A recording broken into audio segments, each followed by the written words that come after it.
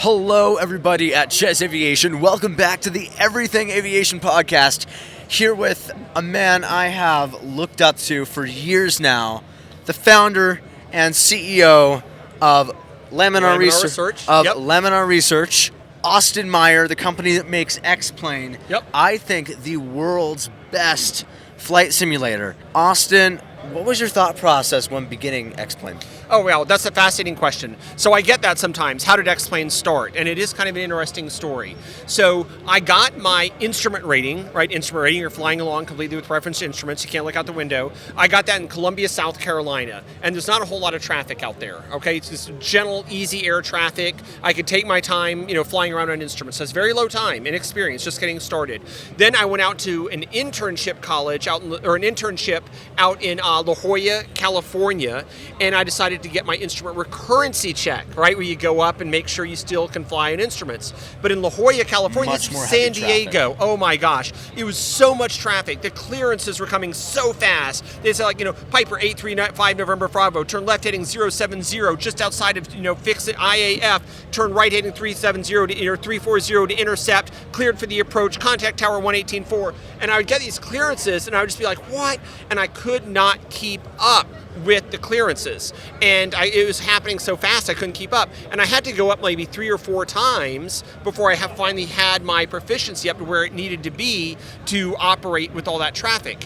And so after that, I said I need to be able to practice at home so that the moment I step into the real airplane for an instrument currency check, all of my currency is right up to date. So I looked at Microsoft Flight Sim. And when I looked at it, so I couldn't customize it. I couldn't customize Microsoft Flight Sim to be the Piper Archer that I wanted to fly. It wasn't clear that I could fly it in La Jolla, California. And since the Microsoft Flight Sim just didn't have the flexibility to let me have my airplane, my instrument panel, my airport, I said, well, let me just try and do it myself. And so I wrote a flight simulator called Archer 2 IFR. So Piper Archer 2 IFR, that's the airplane I wanted to have. And you have a background in coding then? A little bit. So I went to Carnegie Mellon for 2 years, and I took some computer programming classes there, and then they suspended me from Carnegie Mellon. I flunked out of Carnegie Mellon because I wouldn't go to any of my courses except my computer programming course. I got an A in computer science and basically a D or an F in everything else because I just wasn't interested. I only wanted the computer programming. So I flunked out of Carnegie Mellon. Then I went to Iowa State, and I got my degree there in aerospace engineering. And of course, also at that point, I was a pilot. So what did I have? I was a pilot. I did a degree in aerospace engineering, and the only A's I ever got in Carnegie Mellon, the only straight A pluses, were the computer programming. Those are the 3 disciplines you need to write a flight simulator. The fact that I flunked out of Carnegie Mellon is irrelevant. It's completely irrelevant. What matters is I got the computer programming.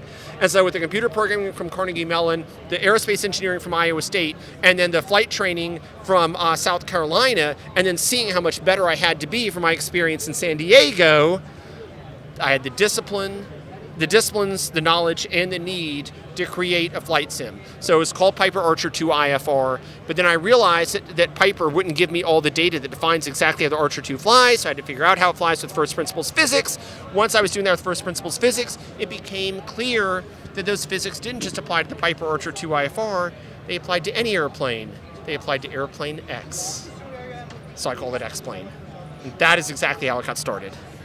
I've always wondered the name. So Austin's almost answered every single one of my questions. Okay. Every single one of my questions there. And that first one, just the background of X-Plane, that is so fascinating. Yeah. And you built it yourself. Still, it's a private company, unlike the big empire of Microsoft. Yep. And you have, I believe, X-Plane has a much stronger community than other competitors. Well, flight schools around the world use your simulator for training, correct? Correct. Yeah, so we've got a lot of people that have X-Plane certified by the FAA and certified also in other countries. Just a few hours ago, I was speaking to some people that have it certified in Japan, for example. And so we see a lot of folks getting X-Plane certified by the FAA to use for not just flight training, but flight training you can log flight time.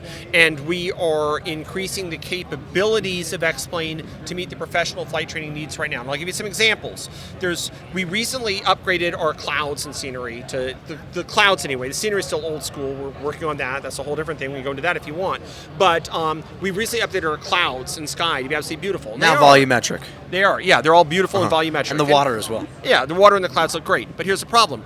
When you're doing professional flight training, you don't need the clouds to look good. You need the bases to be exactly where you set them in the instructor station. The real world never works that way. You never come in the real world and pop out of the clouds at exactly a predefined altitude. It's always this variation in puffs and wisp. Anytime the weather's bad enough that you need to fly an instrument approach, there's wisp and rain and fog. It's all much more varied. But when people are doing professional flight training, they want to specify exactly where the cloud bases are. They also want to have what's called RVR, runway visual range, which is how far you can see down the runway. Now you might think that the RVR, or the runway visual range, is a measure of how heavy the fog is, okay? But it's not quite as simple as you think. Here's what I mean. Let's say that let's just say, I'm going to make up imaginary numbers here for the purposes of keeping this simple. Let's say every runway light is 100 feet apart. Or let's say it's 100 feet between each runway light. And let's say you can see 5 runway lights. What do you think the RVR is, the runway visual range? If you can see 5 lights and they're 100 feet apart, how far down are you seeing? Then you're seeing 500 feet. Exactly. Now, let's say, so it's a 500-foot runway visual range. Correct. Now, let's say the tower turns up the runway lights to a higher brightness setting. Now you can see 10. But the fog didn't change. The fog didn't change, but the runway visual range did. We just doubled our visibility without the weather changing. And this is why runway visual range is so weird. It's not actually a matter of the fog. It's a matter of how bright the lights are. And now let's say it gets darker at night, so your eyes become more adapted to the darkness. Now how many lights can you see? 15 maybe. And so the RVR is determined not just by the fog, but by how adapted to the dark your eyes are, how dark it is, and how bright the runway lights are. So in other words, the RVR is a surprisingly complicated phenomena to always say, given this level of darkness, this runway light setting, and this fog, this is how far down the runway we can see. I can only imagine how much work goes behind that. A lot. I mean, because you have to think about all the hundreds of thousands of variables of, once again, as you said, the fog, the amount of light, your eyes, etc. And that comes down to the whole camera, lens, the virtual camera lens in X-Plane that's trying to imitate the human eye. And so we are working on getting visual range. And then there's another thing that happens in professional flight training. You're flying an approach and the weather might be perfectly fine, but there's a fog bank down low. Then you enter down into that fog and all of a sudden the visibility seems a lot lower. And that is called 3D or volumetric fog, which we don't really properly have yet. So there's these 3 visual phenomena that we're not currently doing that we need to do. We need sharper cloud bases, so you break out when you say. We need RVR, which adjusts the fog according to the time of day and the runway brightness, so you really see the right number of runway lights. And we need a volumetric fog, so you can be flying an approach in nice, beautiful weather, then come down into the fog and have everything go, oh shit, we're locked out in fog.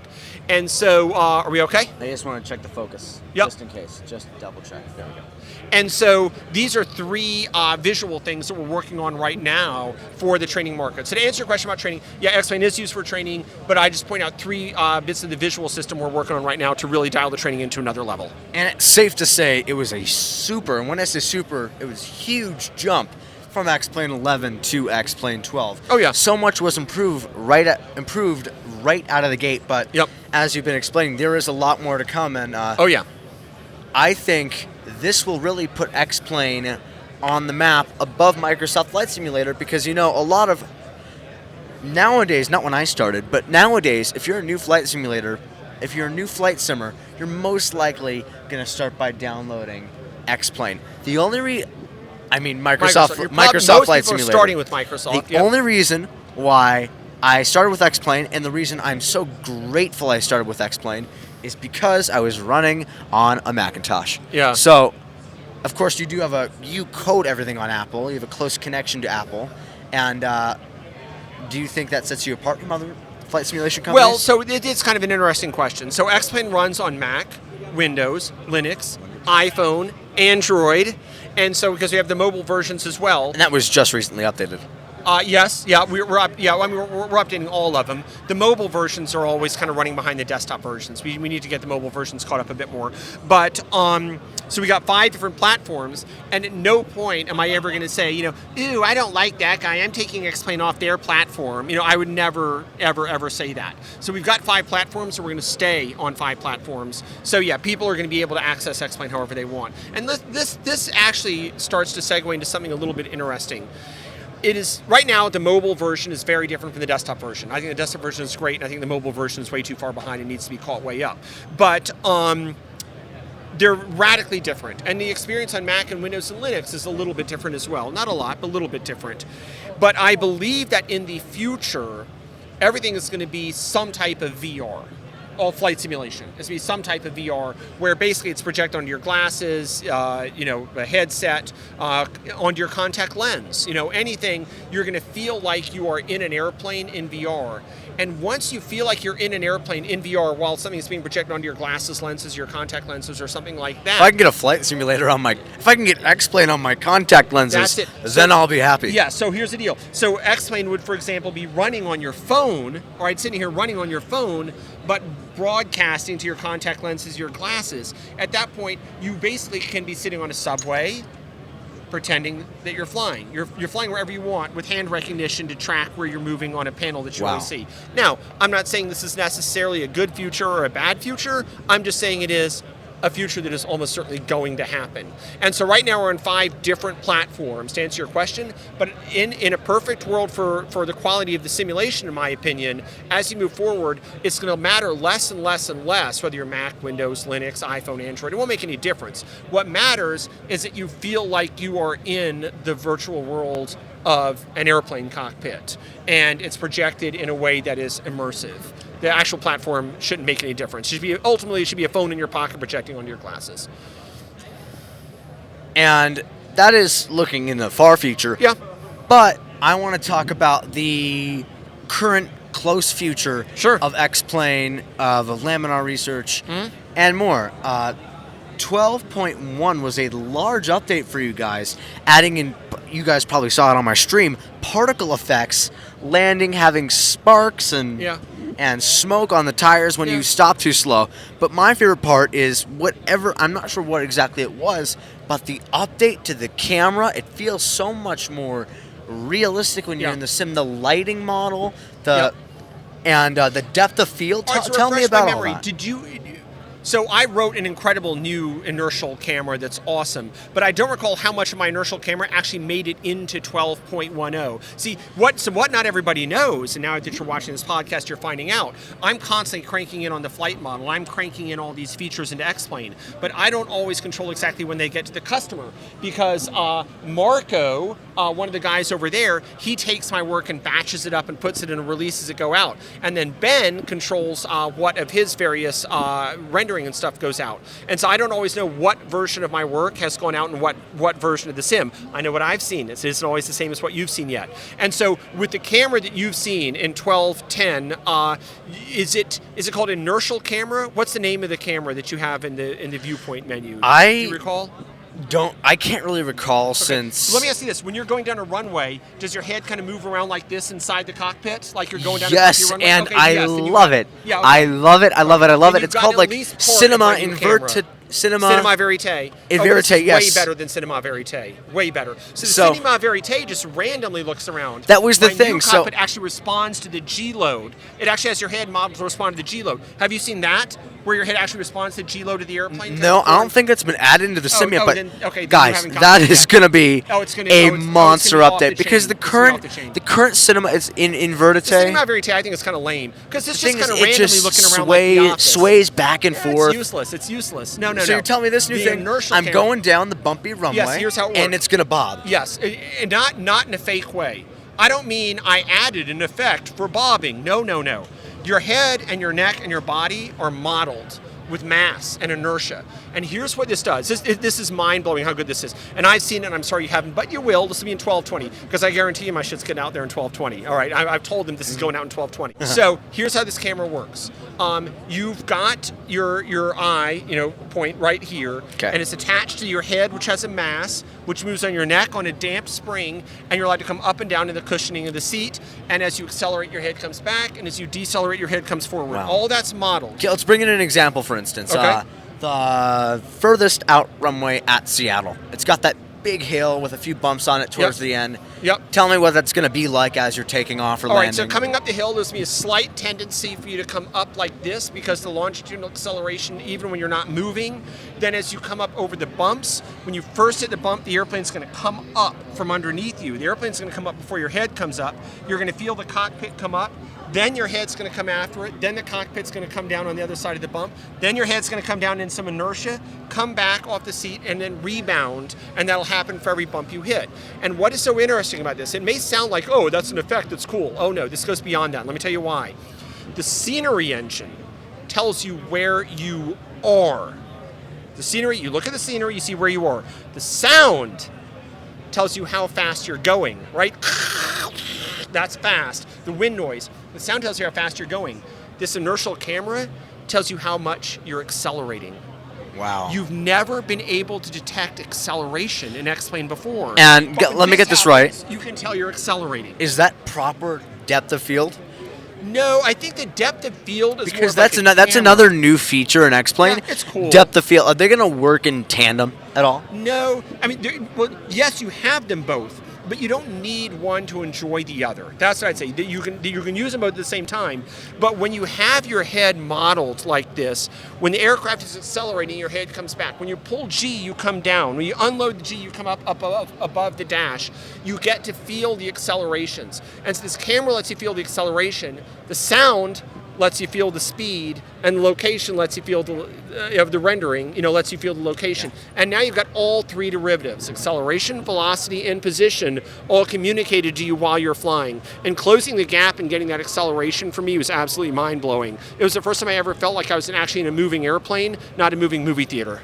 Is it a camera model? Is that the right termination? I call it an inertial camera. With the new inertial camera that's being released for X-Plane, will that kind of give you a full motion simulation experience without having all the expensive hydraulics, etc.? Yeah, I would say so. So let me tell you an interesting story. A pilot, and this is real, this isn't fake, a pilot got into a full motion sim once and took the full training session in the sim. Did all the maneuvers, all the failures, and he comes out of there, he's all sweaty and exhausted, like, oh man, that was incredible. The motion, it makes it so real. The instructor goes, oh no, the motion was turned off. It's down for maintenance. We were flying without it. You couldn't even tell. The motion didn't actually add anything. If you feel like you're in an airplane, you can feel like you're in an airplane whether there's physical motion or not. And I mean, here's another thing. Have you ever been on a plane? When you turn, your glass of water doesn't spill over. It stays nice and stable. So it's very hard to make a motion platform that does anything useful. We're talking about the future of X-Plane. You mentioned there's going to be a big step up on the scenery. Can you tell me about how the scenery is going to improve? Can I answer the question in order? Let me go in chronological order instead, because I think that's going to be a little more clear. So the next thing we're going to do, and I'm giving away a few things here, but that's fine. The next thing we're going to do, we've already done a release of a whole bunch of new boats and stuff like that. Yachts that you can land helicopters on, and sailboats doing little races in the bays and stuff like that. That'll be coming out after 1210. So we're finalizing 1210, then we got our fun little release for all the little boats. After that, we've got another release coming out where I give you a bunch of flight lessons. I teach you how to fly Cessnas and my Lancer Evolution. Okay, before we go on in that chronological order, I want to pause on the flight lessons. Okay. Back when let's first talk about how I started X-Plane. I already told you briefly earlier, but I don't think my community knows. Okay. I started when I was in third grade in Flywings, which it's a little tiny web simulator. Oh, but okay. then I went to X-Plane in X-Plane 10 when I was in fourth grade, downloaded the demo, and just went over and over again doing the flight lessons in X-Plane 10, and it just fascinated me, just learning how to fly. I never, a lot of people in between, they go to Infinite Flight or something, but I was determined and spent 6 months in that demo, reloading every 15 minutes, just learning how to fly in a proper traffic pattern in the Skyhawk. Yep. And so now back to the flight lessons. There was only 2 or 3 when I did it. Yeah. There's going to be a large improvement. Well, okay, so here's what we're going to see. Or expansion, I should say. So right now I think I've got 6 flight lessons or something like that. Not a lot, but I think they're way better. than anything you've seen before. It's WAV files of me that I recorded that interact with you based on how you are flying. And so I'm telling you what you need to do when, and I'm scoring you. You have a continuously updated score to show how close you're holding.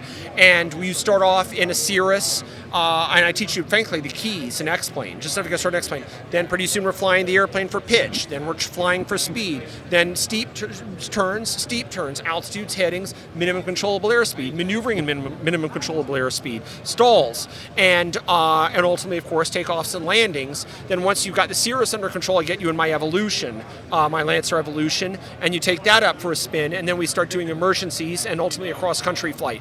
And wow, so it's almost like a full catalog. Yeah, almost. It's like you're flying with me. I mean, whenever I take people flying. And I also overheard earlier you recorded the sound files of you in the cockpit using an actual actual aviation headset to kind of get that proper cockpit sound. Yeah, and some other people in the company are like, oh, so you don't have to get a real headset. We can tweak it in a sound app later. Like, no. We're using a real headset to make sure we get it right the first time.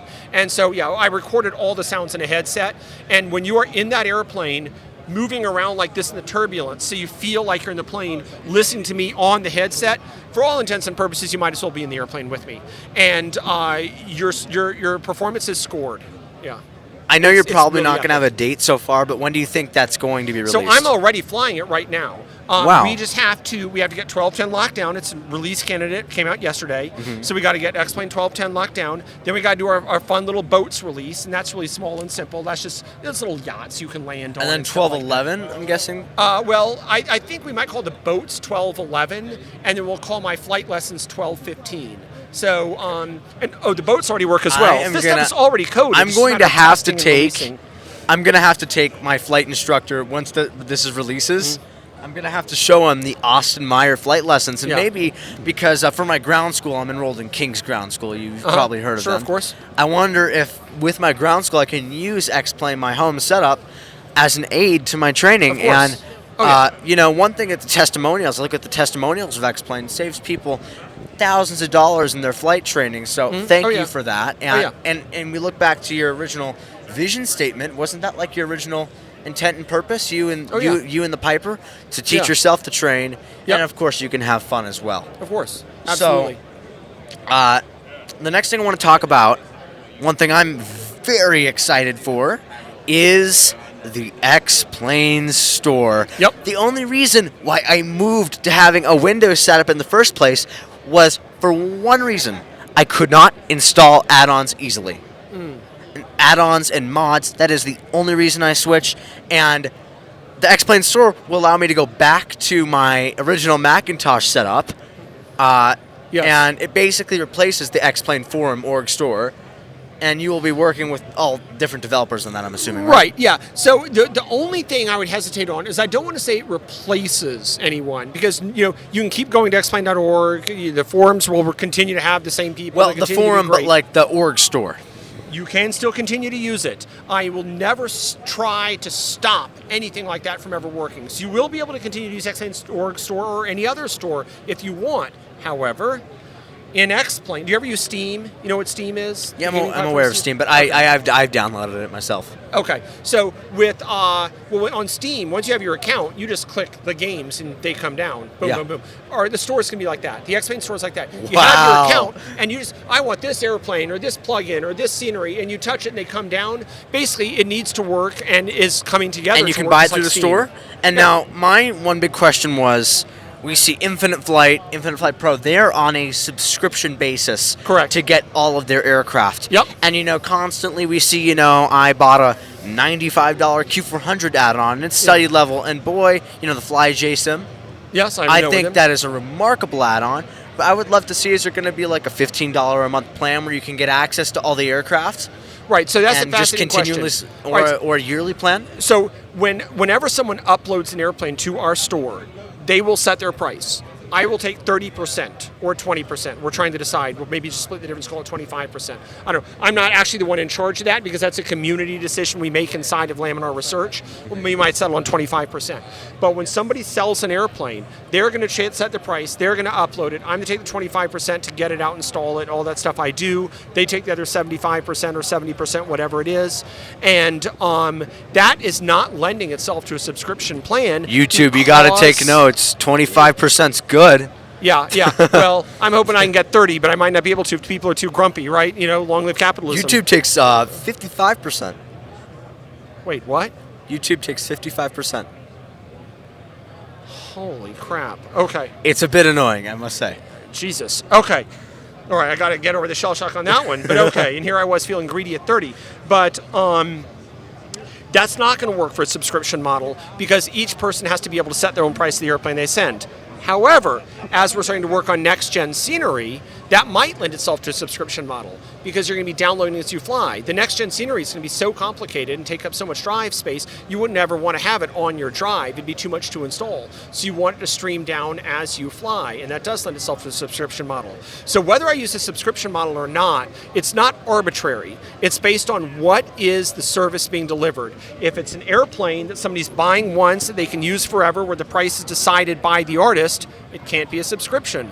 The artist is going to charge what he says he wants to charge. If it's scenery that's too much to fit on your hard drive, so that's to stream down as you fly, then it has to be a subscription because I have to keep the servers going. So whether a price is streaming or fixed is kind of determined by the physics of the situation.